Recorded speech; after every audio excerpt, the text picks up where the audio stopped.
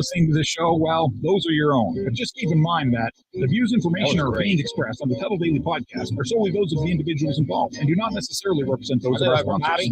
Yeah, it's called free speech, people. Nobody's forcing you to listen. Get ready for your daily dose of Tuddle. The all-time greatest intern/producer we've ever had, of course, Tuddle in Florida. From the Hobo Fish Camp, it's the Tuddle Daily Podcast. No wonder nobody likes you, Tuddle. You think the goddamn debate. All right, guys, welcome to another edition of the Tuddle Daily Podcast. As always, a little help from the listeners, the supporters of the Tuddle Daily Podcast. If you're in the chat room right now, give me a mic check. Tell me how I sound. If not, I'm going to have to do it. Oh, what up, Fish on Jay? Yeah, I'll do the mic.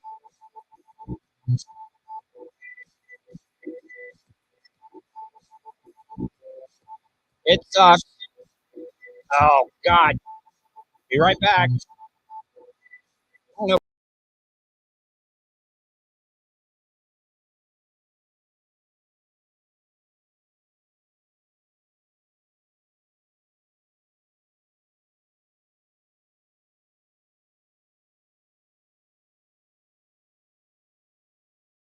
Seriously. How does that happen? Just to let you know, guys, I did not change a single setting from last night. Now I got to go back and listen to it and make sure it's okay. Let's see here. Let's see how this goes. All right, it's back now. Oh, God damn, man. Yeah, I know. Look, I get it, man. This is just as frustrating as it is for me than it is for you guys every single time. You know, what radio show or what big podcast out there has to get their audience to give a mic check before they even start the show? None of them. I don't know. Maybe that's maybe the appeal. Maybe that's why so many people are loving it. Once again, do yourself a favor. Go there. Yeah, that is better. Joe Dapo says much better. So I had a pretty busy day today. I went over to Orlando to see A Mediocre Time with Tom and Dan. I was on their show today. I was on their show last week, and they were talking about my love life and stuff and how much, am I getting any? When was the last time I had sex and stuff like that? And they wanted to do a dating game. So I get over there and nobody. I should have known immediately because I didn't see any women. But that's the thing about it. I'm always an hour early for everything. So I got there at 12:30. The appearance wasn't supposed to be until 1:30. So I drove over there. No women showed up at all. No women on Zoom or phone calls. Nobody wanted to do it. Nobody wanted to do it at all.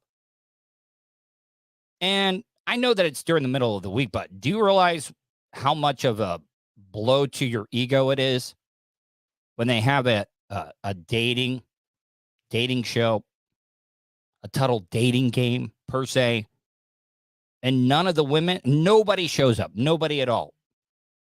What's that say about me, man? It's a little depressing. But I stuck around and I made the best of it. I stuck around. I sat in on the show. It was a BDM show.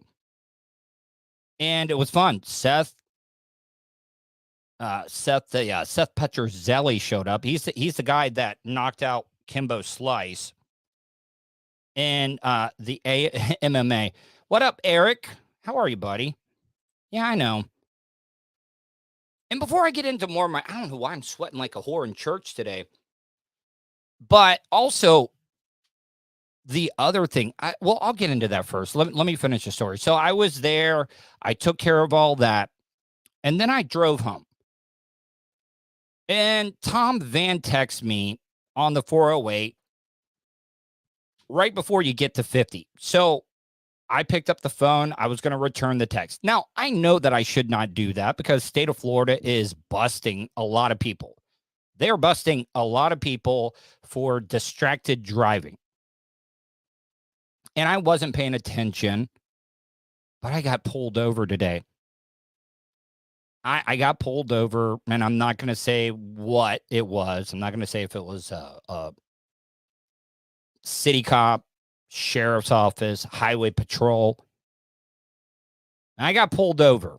I mean, Fish on Jay, you probably know where I'm talking about. So if you're gonna hop on 50, what up, Nelly Mandingo? Checking in. Fish on Jay, if you're still in, you know that like gas station. So if you're heading towards the coast on 50, right off of the 408, when you're about to hop on there, he lit them up. And I'm always very respectful when I get pulled over. As soon as I get pulled over, I roll the windows down, turn the car off. I also have my license ready, concealed carry. Because a lot of you guys don't know this. Like, even though I did not have it on me, I always hand over my concealed carry permit card and my license. Because just out of respect, the law enforcement officer would not have known because I was driving my dad's old truck.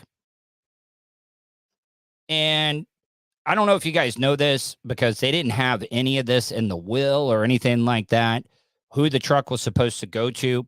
But here in the state of Florida, because the truck was still in my dad's name, the only way it had to be put in my mom's name, because then you would have had to have gone into probate court to be able to get it all changed over and stuff. So the truck is in my mom's name because it was very, very easy to do that. But I handed over the concealed carry permit and my license. Now, dead to rights, like I was not even arguing with the officer. As soon as he walked up, I was like, I'm sorry. I'm pretty sure I know why you pulled me over and stuff. And this cop, well, I shouldn't say cop. It's, anyways, the officer kept saying, when I told him, I was like, he asked me why. Why were you doing that? And when I told him, I was like, hey, I'm sorry. I don't know why. Maybe I was being lazy or whatever. Why? You can't give me a reason. Why were you doing that? Why? So he went back to check. He asked me that 3, maybe even 4 times why I was doing it. I don't know, because I'm a dumbass. But it just seemed, because I was starting to have a little bit of a panic attack because he kept saying, why'd you do it? Why'd you do it? And I was just like, because I was being lazy. I picked up the phone, shouldn't have done it. I'm sorry. What do you want me to tell you? I didn't say it in like that way. What up, Iggy McGillicuddy? Got some royalty in here. Hold on, somebody. Well, we'll see. All right. I'm getting all types of problems and stuff. I can't catch a break. Anyways, he kept asking. He went back and looked, and I did get the lower. Iggy McGillicuddy, I don't know why you haven't been. I cannot control it from here. As soon as I get done with the show, I'll make sure that it happens. Okay, I will definitely make that happen. What up, Joe the Supermark? I got you, Iggy. So he came back. I got the introduction ticket, which is like a certain amount of money. I don't want to talk about it. And I was like, sorry, officer, I'll never do it again. And you know what he said? I don't need to hear your promises because people break promises all the time. The next one is going to be over $100. What the fuck? What is that about? What is that about? Like, I was being really, really cool. I was being cool as hell. Eric Fitzpatrick, you should have told the cop it was a work text and your boss would have fired you. No. Iggy, listen, I don't even have login to my Twitch. My producer does. All right, so I guess I got to, man, I can't catch a break. You know what? It's going to have to wait. Iggy, I promise you, I apologize. I will get with my producer and I will have him do it. I'm sorry. I tried to log into it before and I think the password has been changed and stuff. So let me talk to my producer Vulture and I will take care of it. I do apologize. But man, that was a bad thing. So I got that ticket. I know that was my own fault. I shouldn't have picked it up. But that was just the whole problem. Like when things go bad in my life, they go really, really bad. You know, I go over to do a Tuddle dating game. None of the ladies show up. Nobody was interested at all. Well, I mean, Iggy says this. Iggy says the Popo had some wife issues at home. And what can you do there, Iggy? Iggy, you really can't do anything about it because if you talk back, oh, forget about it, man. Your ass is gonna be in trouble. So I got home, took care of all that stuff. Last night I laid down some grass seed because there's a few patches in the grass. Are any of you guys experts? Because some people take a lot of pride in their lawn. People love to work on their lawn and have a pristine lawn. I really didn't worry about it that much at the Hobo Fish Camp. But here I do. I want my mom to no, it's not. Okay, I'm gonna stop reading. Like I'm trying to read messages as they come in, people. Okay, so I don't know what you want me to tell you and stuff. Iggy did 2 in a row. Yeah, I mean, here, you know what? It's not the Thomas Buckner show either. Joe the Supermark. Take it to court. Officer has to prove that you were texting. Once again, Thomas. I mean, Buck. I played baseball with Thomas Buckner as well too. He's a great guy. But is it even worth it?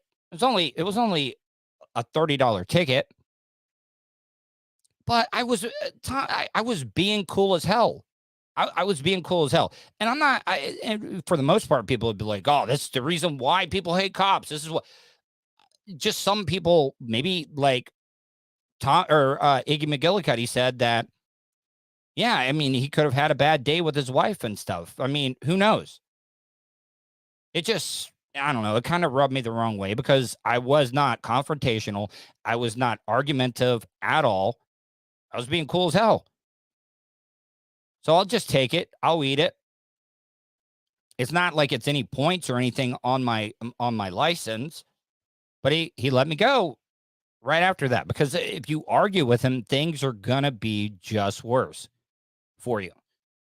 Coming up here at 7:30, I got an interview with author Eric Twiggs. The reason I wanted to talk to him, he talks to people about procrastinating and stuff. Don't, procrastinating. I suffer from ADHD, OCD type stuff, and I do procrastinate sometimes. I really, really do. I get squirreled on it. Thomas Buckner says, always comply. I did that, but the officer still has to prove it. Court throws that out. Officers won't even show up, most likely. I don't know. Like I said, it was on me. Eric Fitzpatrick writes, you have to look up the agricultural zone you're in. Then you can find out the recommended grass for that environment. Well, the grass seed that I put down was this like mixture of stuff. But that's also the other thing here. I was out in the middle of the night watering my grass because you can, well, I mean, you're right, Joe the Supermark. But I do it sometimes because I don't know why. It's just something that I deal with, and I try. If I don't do it right away, it'll never get done. Because I'll come up with excuses on why not to do things. But last night, this place, you're only allowed to water on certain days. But when everything that I read from the research and stuff, when you lay down grass seed and everything and fertilizing it, you pretty much need to water it every single day. I'm not like drenching it and stuff, but I'm also watering because odd and even number addresses in the community that my mom lives, you can't water but a certain amount of days on certain days as well too. That's why I'm doing it at night. All right, man. See you, Buck. Yeah, go Braves. I need to catch up and see what they're doing. So I got this interview with author Eric Twiggs with 2 G's.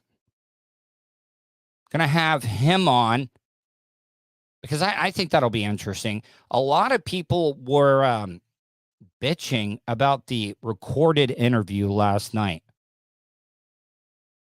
You guys have all got to realize that doing the show at this time of the day makes it a little bit difficult because sometimes I really, really do have to record some of these interviews. And last night's show got a lot of views, but I was also getting a lot of hate last night because of the recorded interview. People were just like, hey, I tried to call in, tried to do this, I tried to do that, and they weren't liking it. I thought last night's interview was great.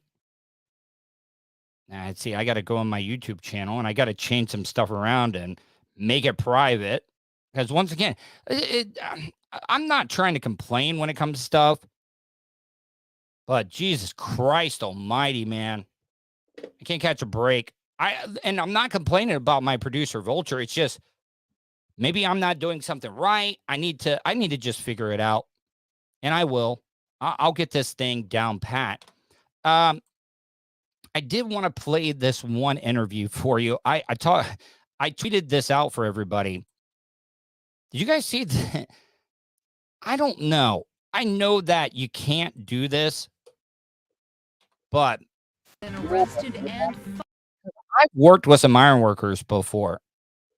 I worked with some iron workers that before lunch, they could not weld a straight line because they were shaking. And I don't know how many of you guys have ever been around a true alcoholic and stuff. But if a true alcoholic is just fiending for beer and stuff, they're going to shake. And when they went to lunch, you could tell that they had a few like lunchtime beers and stuff because they would come back after lunch and they could weld the straightest of lines. They were also really, really weird. They were from Alabama. Those guys never wore a welding helmet at all. Never wore a welding helmet. They would just lather just suntan lotion all over their face and stuff. And they would just do it all day. I would love to see what type of shape those guys' eyes are. Because I've gotten flash burned from welding, and it's not good. It's not good at all. But this bus driver that was driving some students to a field trip and stuff, he got caught. He got caught with a roadie. And if you guys don't know what a roadie is, it's one of the tall boys or could be a regular beer in the brown paper bag and stuff. But this guy, he got caught on this field trip. Some of the students narked him out and stuff, which I don't have a problem with it. I mean, you can't let a bus driver be drinking, but also on the other point, you got to look at this. This is why I brought up those iron workers and stuff. I bet this guy actually drove better. Well, hey, no, Eric, I'm not bullshitting you.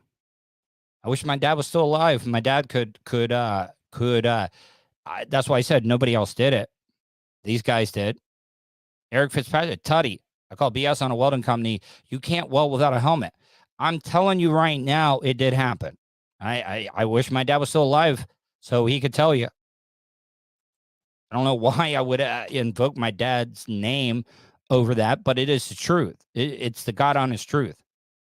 I don't know why, but you also got, these guys were extreme alcoholics, so it's not like they made smart decisions. So let's get in the story of the bus driver on a field trip got busted with a roadie. This bus driver has been arrested and fired after police say he drove impaired with a bus full of elementary students. Everybody's working together to put this case together for the Brown County District Attorney. Tonight, a timeline of when those on the bus. I love the music and stuff. Like when you get a story like this where they are actually just this is like, oh my God, a bus driver. And I'm telling you right now, I bet this bus driver actually drove better with a roadie, a roadie beer, whatever you want to call it. Discovered something was off and how the school district and bus company. Yeah. The Mickey tall boy. Yep, you're right. Nelly Mandingo says the Mickey grenades are the easiest to conceal for a road dog. Exactly. Thank you. It's the truth. Responded. It's really scary that it just happened in general. It's really weird. Makes a lot of parents really No, well, nervous. I don't know. Good evening and thanks for joining us tonight. Lincoln Elementary School parents in Green Bay were notified of the incident in a letter from the district last night. 4th and 5th grade students were on a field trip to Madison to visit the state capitol and the Henry Vilas Zoo. Okay, all right. So, how old are you in the 4th and 5th grade? Also, at the same time, we kind of need to find out what these kids' parents are up to. Are their kids are their parents driving around with roadies between their legs while they're driving the kids to school? Because how did they know? Did any of you guys in 4th and 5th grade know what a road dog or a roadie beer was? Fox 11's Ben Krumholtz tells us what happened. A 5th grade student at Lincoln Elementary says she could tell something was going on during the drive back to school after a field trip to Madison. And most of the teachers were standing. All right. Why are oh no, Iggy McGillit. Oh man. How are you feeling, Iggy? #1 Canadian listener just posted in the chat. I tested positive for COVID today. It finally hit me. Let me know if you need anything, Iggy.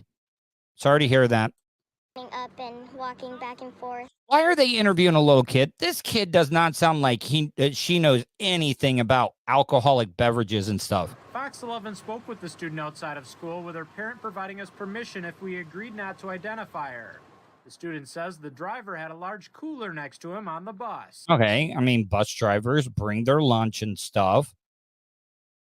I mean, come on.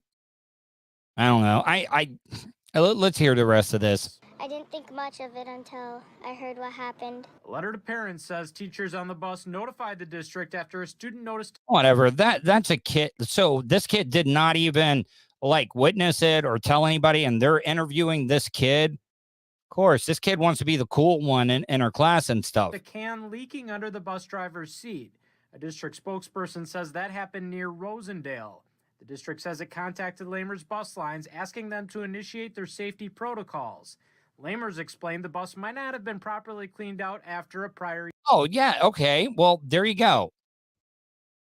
There you go right there. What's going on with that? Why? I'm sure that these bus drivers drive different buses all the time. How do you know that this wasn't left over? Use. The bus company asked the district to have teachers try to smell the driver for alcohol or any signs of impairment, but the district says they didn't notice anything. However, 15 minutes away from school, the district says the can was confirmed to be beer. The police department really relies on safety protocols of the organizations we work with. And if Lamers has safety protocols that they implement, we just hope that they do. A school district spokesperson says it would have been up to Lamers to have the bus stop before reaching school. The district plans to review safety protocols with Lamers. Once the bus arrived to Hey, Lamers? Hold the phone. Lamer? I mean, stop before reaching. wow.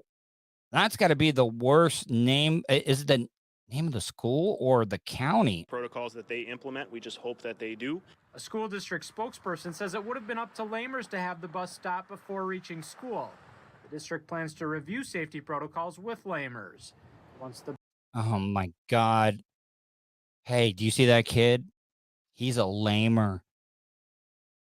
How many like kids from other cities or like other counties? Because I don't know if it's the city or the county. How many of them they get beat up because, hey, there's a lamer walking down the street. Let's beat the shit out of him. The bus arrived to Lincoln. Police say the driver's blood alcohol level tested above the legal limit, which is 0.04 for a commercial motorized. Okay, all right. So let's once again, not a parent, so I really have no say in this, but also at the same time, some people get a Nelly Mendingo writes, at least the lamers beat the jobbers. I mean, touche, there you go. But some people do their jobs better, just like some people do their jobs better high. Smoking a joint or being high on some weed. Back to those iron workers from Alabama that wouldn't wear a mask and stuff. So yeah, I mean, I know at my worst, my alcoholism, my tolerance was way better than anybody else. But you got to have a number. You do have to have a number. But if it was just one beer, but I don't know, like, I mean, the guy might be a lightweight if it was one beer to get him over the legal limit.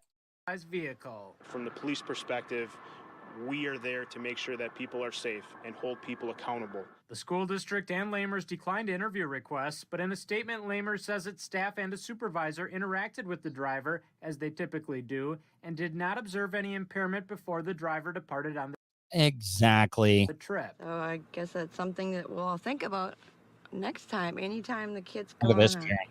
They talk about people in the South having bad. Oh man. field trip, you look at the slip, and Oh, anytime dude, look, you see the I buses mean, I bringing them don't home, picking them up. I mean, that's huge. The driver is expected to make an initial appearance in Brown County Court on Wednesday. In Green Bay, Ben Crumples, Fox 11. This is a bunch of Aaron Rodgers marks probably up there. Ugh. Poor guy. I mean, look, everybody thinks that they're good with just one and stuff, but I mean, you just can't do it. You really cannot do it.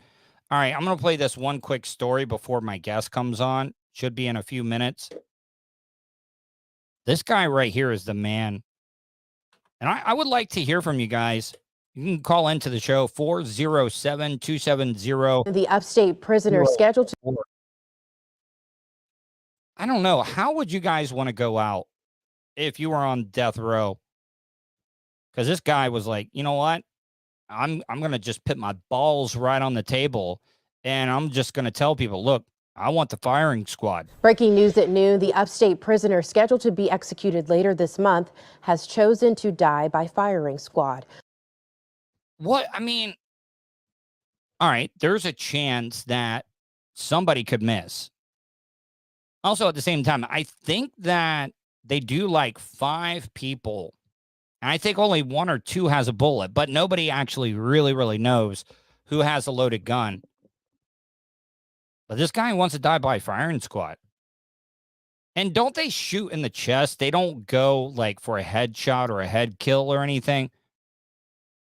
Because if I go firing squad, they should give you the choice. You want a headshot, or you want a just an abdomen shot, or just a trunk shot. Because, I mean, there is a chance that they could miss. Oh, got my guest coming on. Let me play this real quick. Hold on. Court documents filed today listing Richard. Hey, Eric, are you there, man? I am here. Can you hear me? Yeah, Eric. Hey, hold on one second. I'm playing this guy. All right. So, I mean, you seem like a nice guy and everything, but I don't want to say like you would. But like, what would you pick? Like, if you had to die by execution, this guy was like, you know what? I'm not gonna. Well, you talk about procrastination and stuff. He was like, I don't want to procrastinate. He just chose the firing squad, and I don't know. I don't know. Like, the guy went down. Well, they haven't done it yet. 29th execution. I would be kind of worried they would miss. Wouldn't you, Eric? Yeah, that's a tough one. I heard about that on on the news. So he chose the death by firing squad. Yeah, he did. I think he had lethal injection or firing squad, and he was just like, "Give it to me, firing squad." All right, this story's almost over with, and I'll get to the interview. Hold on, stand by, Eric. While another court considers whether the state's capital punishment methods are constitutional. A state law that went into effect last year set electrocution as the default method. Oh, so it was electrocution. All right, let me get rid of this. I'm more interested in talking to Eric here. Eric, how are you, buddy? Fantastic. How you doing? I'm doing wonderful, man. I'm very interested in speaking with you, but before we get into the interview and all my questions and stuff, can you? Because I like to let my guests kind of have the floor, because you know what, where to find your book, website, any of that stuff. But before we get into the interview, tell the supporters of my show a little bit about yourself and where they can find out any of your content. Yeah, so I'm first off, I'm Eric Twiggs. I'm your procrastination prevention partner. I'm the author of The Discipline of Now, 12 Practical Principles to Overcome Procrastination. That's a good book. Yeah. Did you design the book cover, or did you have somebody do it for you? So I went through this thing called 99 Designs, and I did work with like a book coach, and so the book coach, I had a design in mind. He told me it was terrible, so I should think about something else. So this is my book, The Discipline of Now. I didn't mean to interrupt. I'm sorry. I didn't mean to procrastinate you there. I'm procrastinating your plugs at the beginning of the interview. So I'll give you the floor. Sorry. So I'm the author of The Discipline of Now, and I'm the host of the 30-Minute Hour podcast. And I help entrepreneurs and executive leaders to ditch their excuses to beat procrastination so they can make more money, get more done, and feel more confident. For more information, you can visit my website. It's ericmtwiggs.com, where you can pick up the book, The Discipline of Now. It's in paperback, ebook, and audio form. Did you voice the audio book? I did. How long? See, I've helped record a couple of them. How long did it take? Because sometimes can be a long process, and you got to keep up with the audio and stuff like that. How was that process? It was long. Yeah, it was. I like if I did it again, I don't think it would take as long, just because knowing what I know. But it was, oh man, it was a couple of months. But I was doing like just Saturdays and Sundays. But it was a lot harder than I thought it would be, because you don't think about like every word counts. Yeah, it does, and the way you say it as well too. It really, really does. Now, Eric, before we get, because I suffer from ADHD and stuff, and like I've been diagnosed with it, and sometimes I do procrastinate. But what are some of the biggest reasons? What are some of would you call them reasons or excuses? Well, I think there's underlying causes. That's what I would call it. So the number one underlying cause is discomfort, right? There's something you're not comfortable with as it relates to the task at hand. That's usually why we procrastinate. Now, it could be as simple as you just don't like doing it, right? It's called task aversion. You're like, I don't like doing my taxes, so I'm going to put it off as long as I possibly can. But it has to be done, though. I mean, it's got to be done. Absolutely. Yeah. But just because it has to be done doesn't mean that you have to do it. Yeah. So that's a lot of the things people miss. And so it's about awareness. So so one of the things, you just don't like the task. A common reason that people procrastinate is fear. That's right up there. That's right near the top of the list. Fear of success, fear of failure, fear of the unknown. You also have fear of criticism, which is a big reason, like especially if you're doing a presentation or you're writing a book, you're afraid people aren't going to like it, so you put it off. But there's usually some type of discomfort that's at the root of procrastination. Eric, you're down to take any questions from people, because I got people in the chat room that I can put up on the screen that you can read and I can read to you. But so where did you learn all this stuff? I mean, were you a non-procrastinator at a very young age? Was your mom or your dad on your ass and stuff? Or how did you become somebody that does not procrastinate? So it started for me in college, right? It was I talk about this in the book. It was my senior year at Hampton University. I'm having a conversation with my good friend Donnell. At the time, he and I were different. He was all about his purpose, and I was all about the party. He would always give me a hard time. Eric, you need to get serious, figure out what you want to do. And I'm like, man, Donnell, loosen up. Are you coming to the frat party with me or not? And so several weeks go by, I don't talk to Donnell. And then I get a phone call from his mother telling me that he was killed in a car accident. Oh, man, I'm sorry. Man, that sucks. Changed everything for me. It sent a message to me that maybe I don't have the time that I think to do the things that I want to do. And from that moment on, I've been thinking about how I'm spending time, being as productive as possible, avoiding procrastination. And that's really where it started.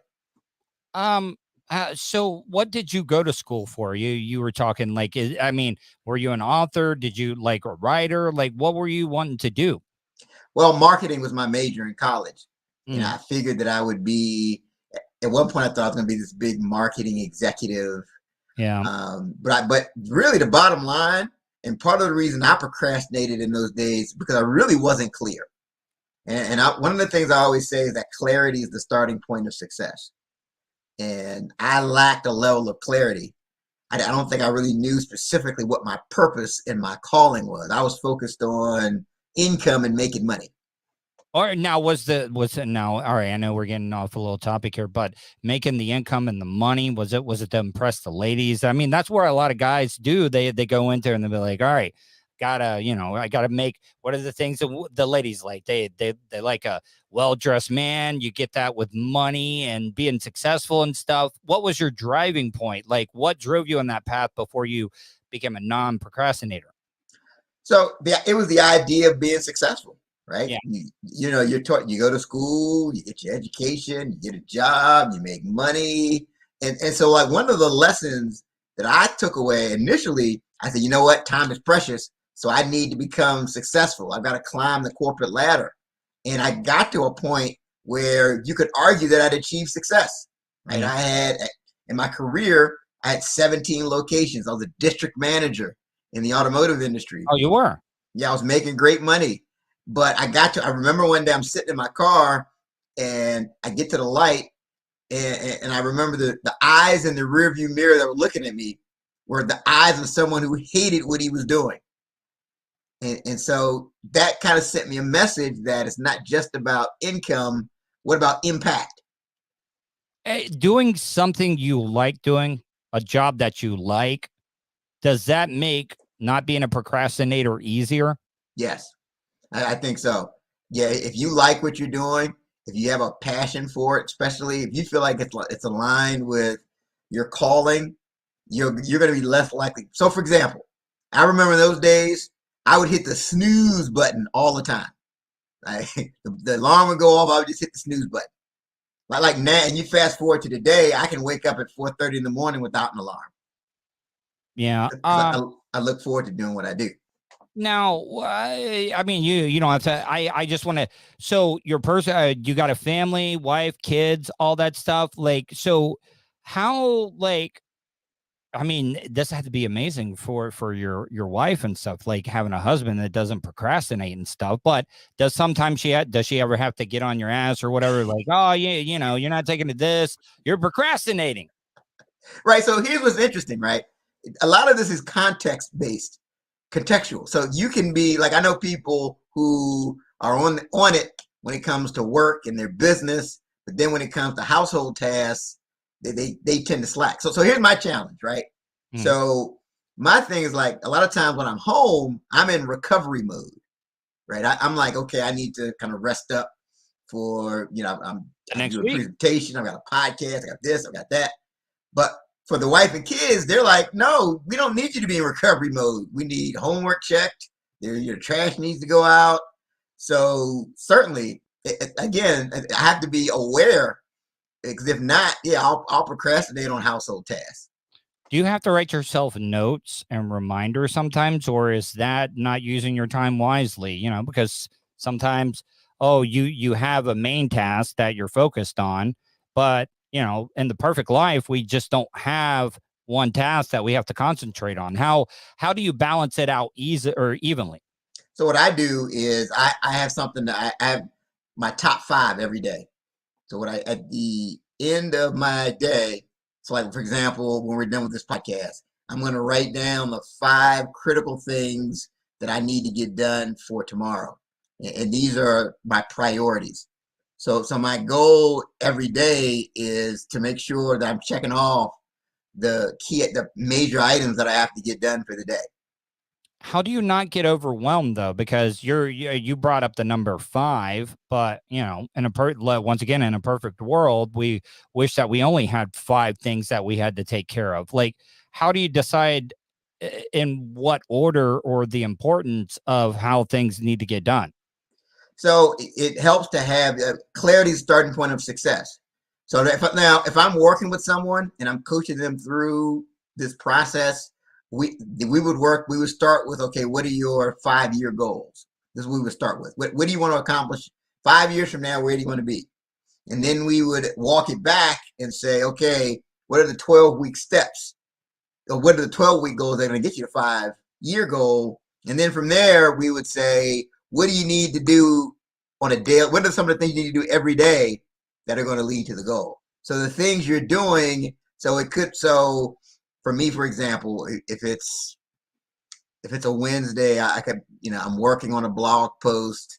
I need to follow up with a business contact. So they're not like huge things, but they're all things that are going to move me forward as it relates to what my goals are. Yeah, it's you know what, doing what I've been doing. I've worked in radio for like over 20 years and stuff, and there's some days where I procrastinate, and I'll give you an example. Like tonight, I got pretty good numbers coming in right now, but I know for a fact, I already know myself that the next day I'm gonna be like, why am I still doing this? Like, why am I? And maybe this, fits under like a different type of thing, but like I get down on myself and I'll procrastinate on stuff when I do love what I do and stuff, but I'm just like, why am I doing this? Like, I love it. And I don't want you to think that, but like in my case, I do kind of get down and I will procrastinate. Like I have doubt. Does doubt create procrastination? Oh, absolutely. Oh my goodness. Yeah. So one of the things I have people do is they start a win log. You have to focus on your wins. You have to, for me, because it's easy, like you said, it's easy to get down. We all have those days, those things that happen. So I'm constantly staying on top of the things that are going well, right? So and that just builds your confidence. So if the average person, if I said, okay, tell me everything that went wrong yesterday. It's like, oh my goodness, yeah, this happened, that happened, this happened. But if I say, okay, tell me about your wins. Oh, what? Huh? Man, we're not wired to think about the positive. We're wired to focus on the negative. So if you get in the habit of focus, like I tell people, the more you write your wins down, the more wins you'll have to write down. And when you start doing that, you'll find that the doubt doesn't creep in as much, because that's a key thing. You will procrastinate more if you're pessimistic. Now, okay, so I got to add, you got kids, Eric? I do. I got to tell you, you got to be a great dad. I know that, because but I mean, your kids, they probably like, man, I'll take out the garbage tomorrow morning, when I could take it out the night and stuff. Like, I mean, were they always good, or like, how do you instill that, like, without like being too hard on them when it comes to stuff like that? Well, I think the first thing is just leading by example. I think you have to just make sure you're modeling the things that you want, because they're going to do more what you do than what you say. Mm-hmm. And then second thing, I think you do need to reward for my kids, rewards and consequences. So yeah. I provide certain consequences, like taking away electronic devices. That makes it. Yeah, the threat of losing those electronic devices motivates them to do certain things. So, how much does social media and electronics keep people procrastinating in their lives? Like, as technology changes, distraction, stuff like that, is that something that does make people procrastinate? For sure. It's a distraction.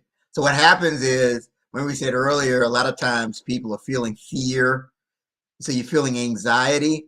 So quite often, let's say you've got a presentation to do, you feel anxious about it. So you're looking for relief. And a lot of times you can go to social media to get that relief.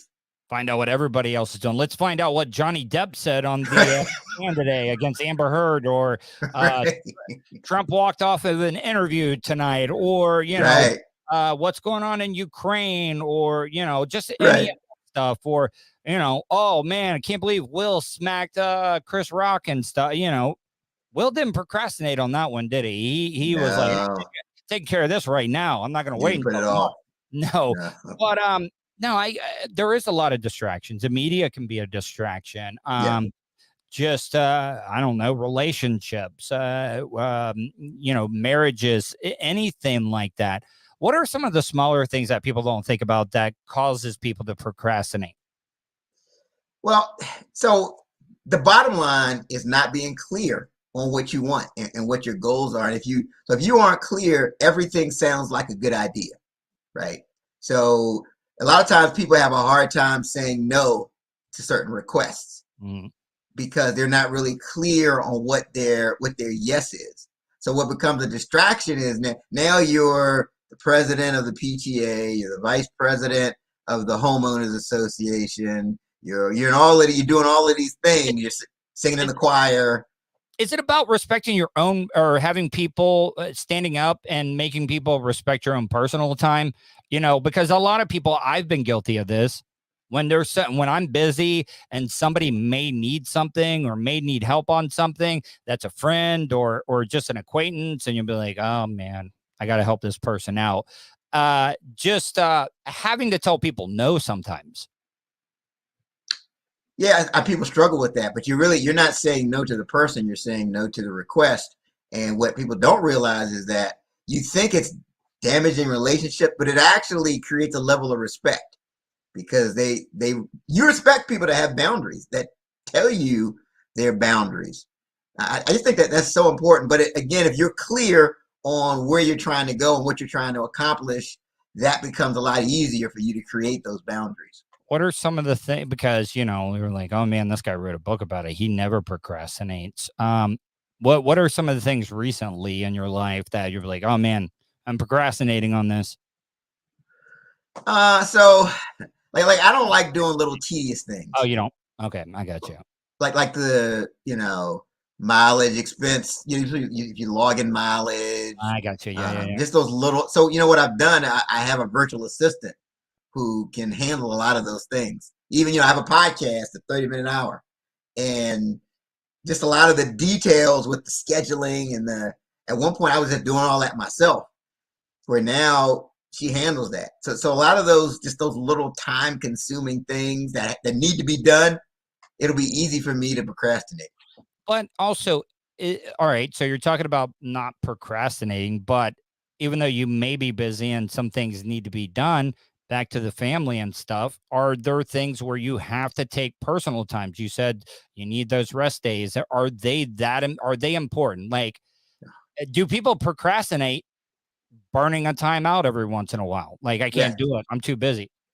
Yeah, I think rest is critical, because we're in a culture now where it's just about, oh, you got to grind. If you're a loser if you don't wake up at 4:00 in the morning. Yeah, Steve Harvey says that all the time, and I'm like, I see Steve Harvey is like, man, you're sleeping a quarter of your day, like a third of your day every day, and it's like, you don't need 8 hours. You can do on 6, and I'm like, no, man. Sometimes you need that to be able to function properly. I think recovery is critical. I think you have to factor in recovery to your plan. Like, make sure you're getting the right sleep, make sure you've got the right morning routines. And I think that rest is really what makes you better. Yeah. I mean, I couldn't agree with you more, but sometimes though, when you don't want to procrastinate, you're coming up with a game plan of all right, this is what I got to do. Sometimes it can be hard to shut that brain off though. Yeah, but look, I get it because my natural tendency is just to keep working. Like I can just keep going. But what happens is you start to feel it. You feel that burnout, and you're not as effective if you're always going. There's a reason that LeBron James is still playing because he spends $1 million a year just on recovery. He's got somebody that fixes him a special shake. He sleeps in a special type of bed. He takes naps. That's why he's who he is and is able to do what he's done for so long. And I don't think that's talked about enough how important it is to get the rest and the set time aside. Yeah, Eric, what part of the country do you live in? Where are you calling me from? So I'm in the Washington D.C. area, the D.C. metro area. Oh, okay. So metro. So do you actually live in DC though? Like, no, I'm 20 minutes. I'm 20 minutes from the city. I'm at Clinton, Maryland is the name of my area. So we're like 20 minutes from DC. Man, I know that I'm getting way off topic on this one, but I had watched bits and pieces of the show, but like I had some downtime. I wasn't procrastinating on my other stuff, but sometimes it's good to have something you're into. I've just finally finished watching The Wire up in that area, and I got to tell you, man, I know that the areas around there could be a little. Is it gotten really, really good, much better? Because everybody used to say that Maryland, Baltimore area was kind of bad, and I know like shows and stuff kind of overhyped stuff, but man, that was such a great show. I loved it. Yeah, so I mean, Baltimore, that's like an hour or so away from where I am. Yeah, but no, it's still just as bad as it. Yeah, I can only imagine. So what are some of the hobbies you have to, you seem like the type of guy that's just work, take care of things, be all business. But what are the things you do to kind of just relieve stress? Exercise. That's a big thing. I mean, I love getting cardio, lifting the weights. Oh yeah, what are you benching? I think you're throwing up like 300 on the bench and stuff. 300 maybe. I don't even do a lot of bench pressing. So I'll do push-ups, but then I'll do like the curl machine. I'll do like the shoulders. Are you playing any sports in school? I ran track in high school. What was your event? 200. Oh, the 200. I mean, that right there is a little bit more endurance, but you still got to be quick as hell and everything, man. Man. Well, Eric, I really did enjoy this interview and stuff. And I really do. I need to get a chance. I need to go and get that audio book so I can listen to it, because I can only imagine that it's really well produced, and I bet a lot of the ladies are buying it too. They're like, man, I gotta listen to author Eric Twiggs there. He's got that voice, kind of deep. He knows what he's talking about. So I bet it's very popular with the ladies and stuff. Well, it's popular with the lady in this house. So, I mean, did your wife, did she listen to it? Did she give you any critiques or whatever? It was like, I would have read it this way, or no, honey, I really love that. It was great. Now, you know what? The funny, she critiqued the written copy. Oh, she did. Yeah, she pointed out things that I had missed, and so she was a big help along those lines. She listened to the audio. She didn't really give me a whole lot of critiques on it, though. Have you ever done any appearances and stuff, and any of the ladies out there, and your wife is there and like, oh, Eric, man, Mr. Eric Twiggs, I loved it. I got the audio book, fall asleep to it every single night, Eric. And does she shoot you in the eye and stuff? Like, oh yeah, I see what's going on.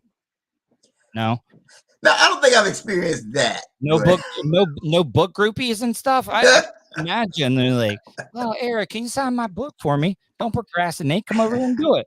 I could easily see that. Oh, well, I'm not going to comment on that at this time. I'm sorry, Eric. I didn't mean to put you on the spot there. You try to get me in trouble here. No, I'm not trying to get you in trouble, man. Look, I can't grow. I've always been trying to grow a mustache, and you do got a badass mustache there. I mean, that's like on some Sam Elliott level, man. Sam Elliott had one of the best mustaches. Well, talking about him like he's dead and stuff. He still has one of the best mustaches out there. But Eric, I really did enjoy this interview. Tell my audience once again before you go how they can check out your book and find it. Absolutely. They can go to ericmtwigs.com, ERICM Twigs, TWIGGS.com. Get your copy of The Discipline of Now, 12 Practical Principles to Overcome Procrastination. And the podcast, yes, the podcast is the 30-minute hour. You can get there on Apple Podcasts, on Spotify, any of those types of places you like to listen to podcasts. One of my supporters said, Tuddle trying to get wife heat. So like, like I'm trying to stir up stuff. I'm not trying to stir up any stuff.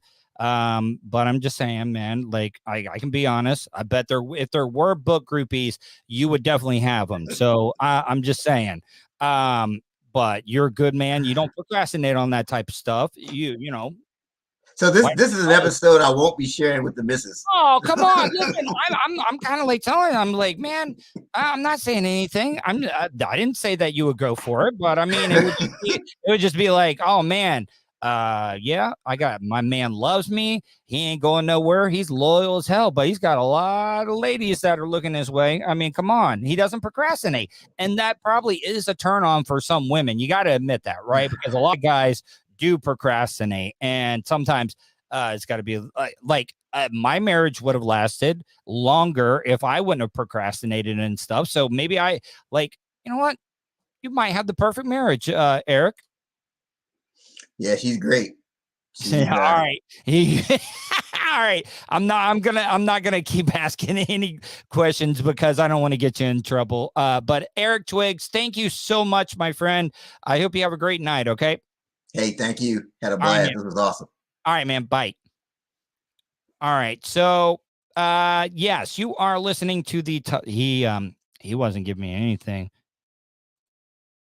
I'm going to get my ass and go clean my truck. Thanks, guys. Anyways, yeah, I'm getting out of here as well, too. It's been a long day. I'm going to finish out the week strong. Thursday and Friday. Got some great shows planned. Hope you guys enjoyed tonight's show. Hope you guys stay safe, and I will talk to you tomorrow.